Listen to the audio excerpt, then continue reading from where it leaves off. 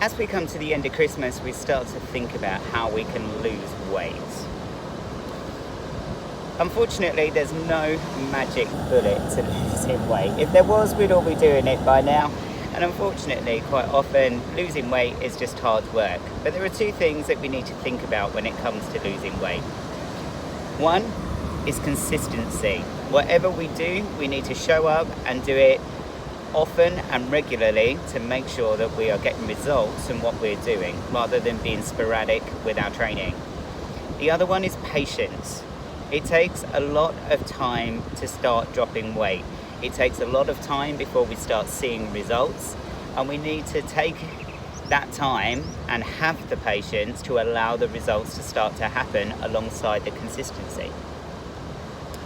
The World Health Organization recommends for weight loss 300 minutes a week of moderate to high intensity exercise. 300 minutes a week is an awful lot of exercise to be doing. So that's 5 hours a week. So if we were to look at that on a weekly basis, Monday to Friday, that's an hour every day, which doesn't seem quite so bad. And then if we cut that down, the World Health Organization says that we can break it down into 10-minute sections. We don't have to do an hour in a go, but sometimes it's easier to do it as an hour in a go. Certainly if you're doing classes are generally around an hour, so it makes it a lot easier to go and do one class, show up, do the class, get your hour done. 5 classes a week and you've made your quota for losing weight. An hour in the gym wouldn't be too difficult to do either, or maybe going out for an hour's walk. But if we need to, we can break it down into 10-minute blocks or maybe 20-minute blocks.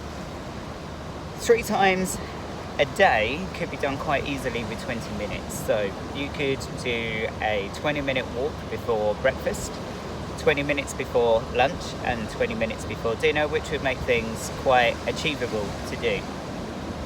Moderate to high intensity exercise, if we talk about the perceived scale of exertion, which is, it sounds really, really posh, but it's not really. So on a scale of 1 to 10, if 1 is I'm sound asleep and I'm not doing anything, and 10 is I'm working at the hardest and I feel like I'm about to throw up and pass out, we want to be working around a 7. That's at a point where we feel that we're breathless, but ideally we should be able to just about talk at the same time as we're working out. Consistency, why is this a key? The problem for most people when they start trying to lose weight is that it's pretty tough to get started. So sometimes it's better, rather than going straight into 300 minutes a week, it's better to start with something a little bit smaller and more manageable, maybe half an hour, 150 minutes a week, half an hour a day, 5 days a week would be a good place to start. And then as time goes on, building it up. I've recently done, or this year I've done the Couch to 5K. This is a really awesome way of doing half an hour, 3 times a week in manageable bite-sized chunks. It works really well, to be honest. I did it to support some of my clients, and I found it an amazing way to get into fitness, to get into training, and it really worked well for me. I also found that I started to drop weight on top of my training regime from doing this. And because it builds up incrementally, it's a really nice way of getting there. It's free, it doesn't cost you anything, and you don't need any specialized equipment to do it. Because you start to do 3 times a week on that, and it could be the same for you when you start. You might only choose to do 3 times a week of building up as you start, and then move on to 5 days. So you might start with 3 days a week, then add in an extra day, and then an extra day until you've got those 5 days a week, and then you can start to make this training a little bit longer each time as you're going along. One of the best ways to look at consistency is to actually mark it on your calendar. What did you do? And how often are you doing it? So you can then see, am I regularly doing it? And if I'm regularly doing it, am I getting the results? If you're not regularly doing it, you might not get the results. The other thing that we want to talk about is food. So when we're thinking about food,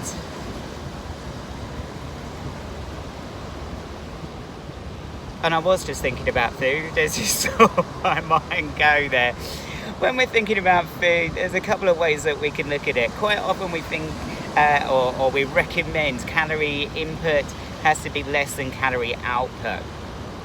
So this is quite simple. If we think about it as a car, if you put a litre of petrol in your car, it's only going to get you so far. What we want to start doing is having less fuel in there, so that instead of just using the litre of petrol, we're actually starting to use the reserve tank as well, which is our fat that we store. Once we start doing that, then that starts to eat into our fat store, which helps us to lose weight.